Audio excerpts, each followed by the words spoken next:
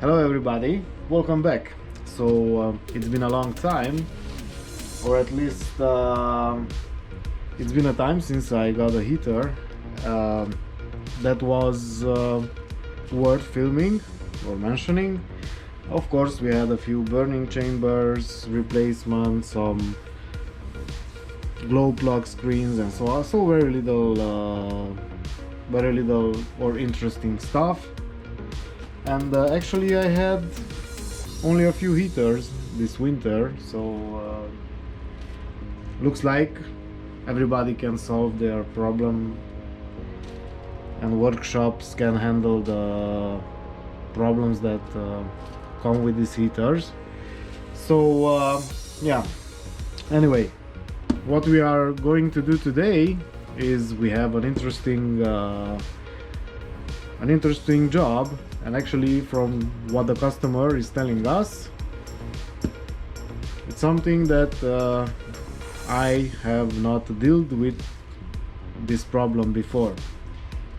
Okay, so let's see what's inside the box and how we can repair this heater.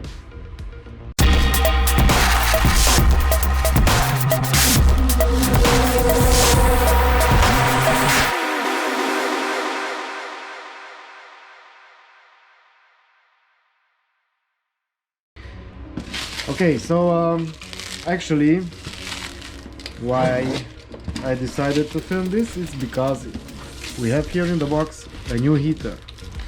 So a new model. So this is an Airtronic 3, and the customer is telling us that he has an error with that is showing him that the fan is has an interruption. So no power, the ECU doesn't see the fan. Yeah. So it will be interesting to see what the problem is.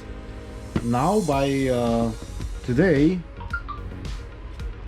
as the date of today, we don't have spare parts manual for this heater. So this heater has been on the market for, I don't know, a few months, but we still don't have the parts manual for this heater. So even if I discover that, I don't know, yeah, we have here something, whatever, we have some papers here. I think these are two other things, and okay, so going back, even if I wanted to order a part for this heater, I cannot do it because we don't know the part numbers. I don't know why is this. Probably it has something to do with the cyber attack. I don't know if you heard or know about it. So the company was targeted by a really big cyber attack, and actually took a few months to recover from it, and for most services to be back online again. Yeah, quite a long period. But now operations are, I think, almost back to normal, and yeah, everything is fine, I guess. So should we open? Let's see if we can see any visible damages, but I guess not, because somebody said that the heater is not mounted in a car. It's it's in a car, but it's totally separate. It's in some kind of a box, whatever, I don't know. Okay, so visually we cannot see big problems. Yeah, there is a very fine line on the blower, but I don't think so. I don't think it's a problem, and this should be brushless motors, so I don't know what to say. Okay, I already prepared the diagnostics outside, and yeah, let's see what the problem is, and then let's see if we can repair it. Okay, so we do have an error in memory for the burner motor. Yeah, it's interrupted, but how can we check this? So okay, let's try to clear it. Yeah, why not? Let's clear the error. We have no active failures. Yeah, let's do a read.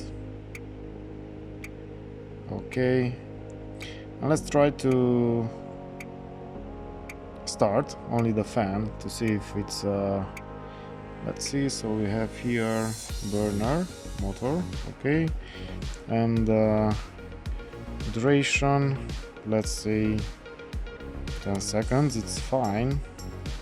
Okay, and yeah, we should start. So actuate not successful. Yeah, this means that probably we have a fault, but nothing is showing up here. Why? Components, actuate not successful, but why? Okay, yeah, let's put a bigger RPM, let's say 1000. Let's bump this up 30 seconds. And okay, start. Running, but it's not running because the heater is right here and nothing is happening. Okay, so we do have a fault now. Read. Okay. And we have one active failure. Yeah, and that's the motor interruption.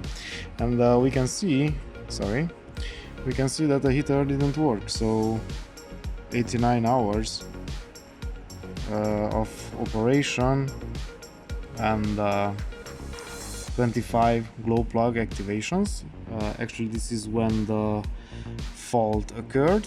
These are the things that the heater was doing: temperature, voltage, and so on. And if you go to operating that data, we can see that we have 89 minutes of operation. So brand new heater. Yeah, worked a few times, but basically new. Okay, so let's take down the motor and see if we can spot a problem there. Okay, so we have the heater here. We are just back from the test bench outside, and the thing is, with the old heaters we had a cable connecting the blower, the blower motor. This one we don't. It's directly connected to the ECU with 3 pins, and I did a video on taking apart this heater and comparing it to the old generations. I also have a teardown video of just this one, but I did not find the time to upload it yet. Maybe I will upload that one first, but anyway. So just as the reference, today is the 15th of March or 14th, I'm not even sure.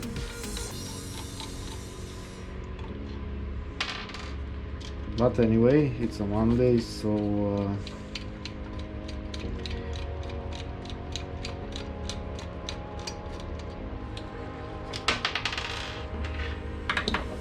okay, so we took down the 3 screws, and let's see if we can find any problem here. And what do you think? What do you think? And I'm pretty sure that this is not normal, having 1 pin out, 2 in, so I don't know what to say here. I can only compare it to another heater to see if these pins are positioned the same. We have here exactly the same heater, and this one I kept because we don't know how to order spare parts. I mean, we know how to order them, we just don't know the numbers. And it could be that this is the part number for the hole blower, or it could be that this is just a part number for this piece, so I'm not sure that because there are part numbers on each assembly part.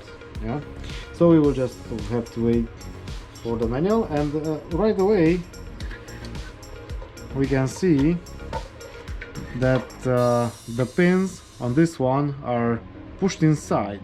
Yeah, I don't know how should I,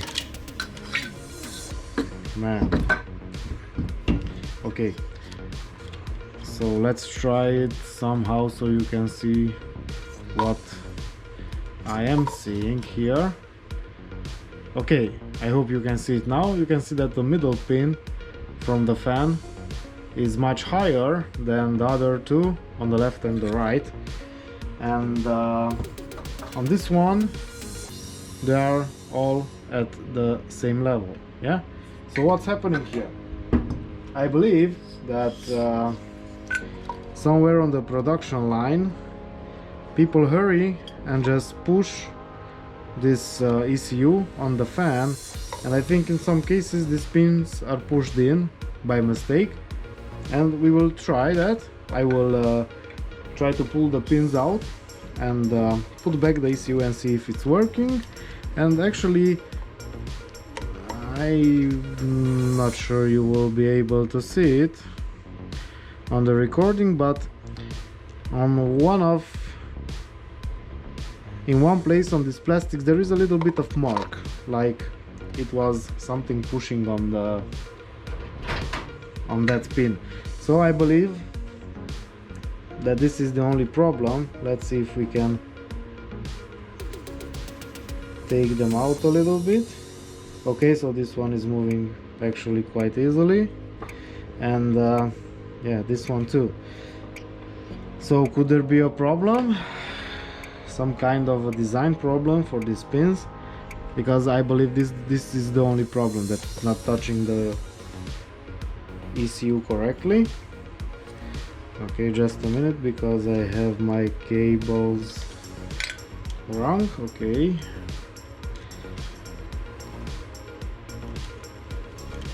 and I believe the problems with this heater are just starting. I don't know what to expect in the future. Okay, we have to put one wire back here from the flame sensor. Yeah, what's that? Okay, so let's try to push it in like this. Okay, so it's in its place, and I will take it out now to see if the pins were moved. And no, the pins are in its place, so probably something is happening on the production line, and there's probably a guy there that already hates his job and only doing it yeah, so they are fine.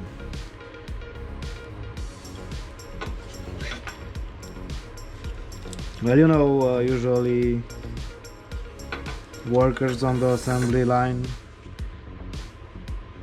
much of them don't even know what they are doing, or what they are, I mean, not what they are doing, they don't know the importance of what they are doing, and for them it's just repetitive robotic work. Yeah, put this screw here, that one here, and that's all they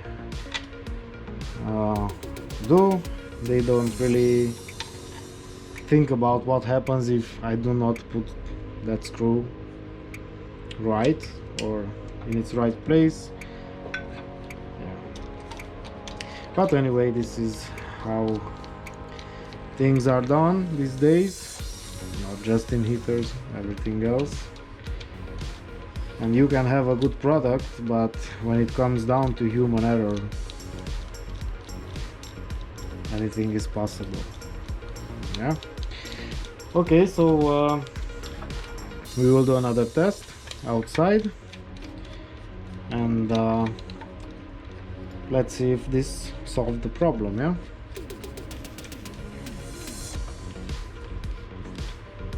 I'm also curious of this, but from where I stand, that was a problem. Probably one of those two pins were not touching the contacts from the ECU. I'm not well, let's put the case on. Which one is it? Now this is the problem, because now I have a lot of cases here. Could be this. No, or this one. I think this one. Okay, so let me put my heater apart, just to avoid the confusion. And also here I have the ECU from this heater, because I sent it to someone. They said they have a bad ECU, but actually it was another thing. Oh yeah, let me show you. So you have to be real careful assembling these heaters, and if everything is almost the same as the previous generations, but sometimes it happens, well, at this one will not, but it happens that the wiring from this sensor is on the outside and it's just touching here the case, okay? And when, yeah, they're two really thin wires, and if you're not careful, when putting on the top case, it will catch the wires here. So that was the problem at the guy who asked for the ECU. Actually this sensor was these wires were cut almost. Well, they were not cut, they were just touching each other, and the sensor was the ECU was reporting a short circuit, and yeah, we didn't know if it's the sensor or the ECU, so I sent them both parts, and it was, yeah, indeed, just those two wires. So you have to be careful when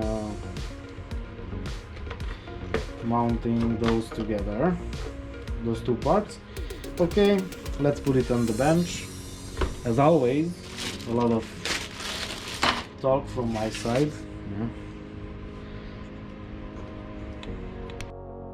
Okay, so we're out on the test bench, and let's try to do the same thing again.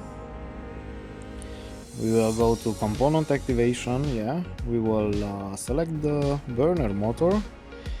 Yeah, and let's do the same. So let's put 30 seconds here, and a rotation of 1500 RPM.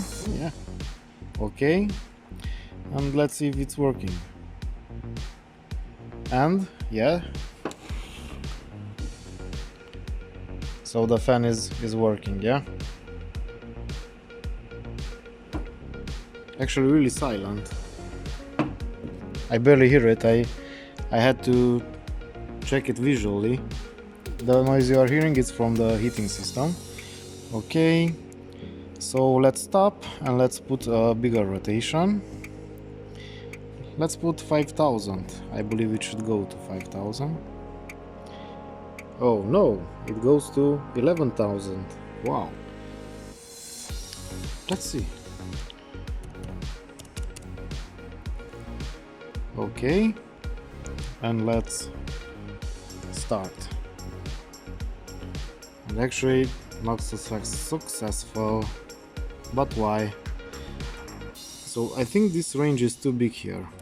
I believe 5000 is the maximum, at least for the old heaters.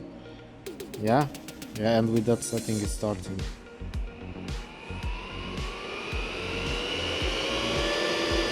And we can hear some noise now. Yeah, but it's 5000. Yeah, at 1500 I could barely hear it. I didn't even hear it. I just saw the heater moving, and then I know the fan started. Okay guys, so we will stop. I will also stop the video. So this was the problem. Yeah, something on the production line. The heater is fine. I'm not gonna test it with fuel and things like that, because the heater is working. It's okay. we will just delete the faults from the memory also, yeah, and let's clear them, because now the problem is solved. We will do another read and everything is fine. Yeah, no failures. Okay guys, so thank you for watching, yeah, and don't forget to like and subscribe if you want to see more heater videos and whatever else I'm doing at this point. I'm also doing some renovations in an apartment, but I just didn't find myself able enough to film something that I'm doing there, because there are actually a lot of videos and professional guys are doing everything else that I'm doing, so yeah, I don't know. We will see what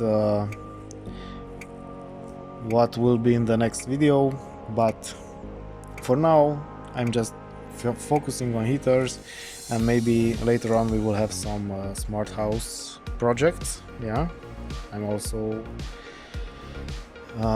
trying to implement a system there, and we will see how it's working, and maybe some of you guys will, I don't know, get some ideas from there. Okay, so that was it for today. The heater is fixed, we will be sending it back, and yeah, we just have to be aware of this problem, that it can occur, and we can easily say to the customer, yeah, just look at the spins and it should be fine. Okay guys, thanks for watching. Okay, see you next time. Bye bye.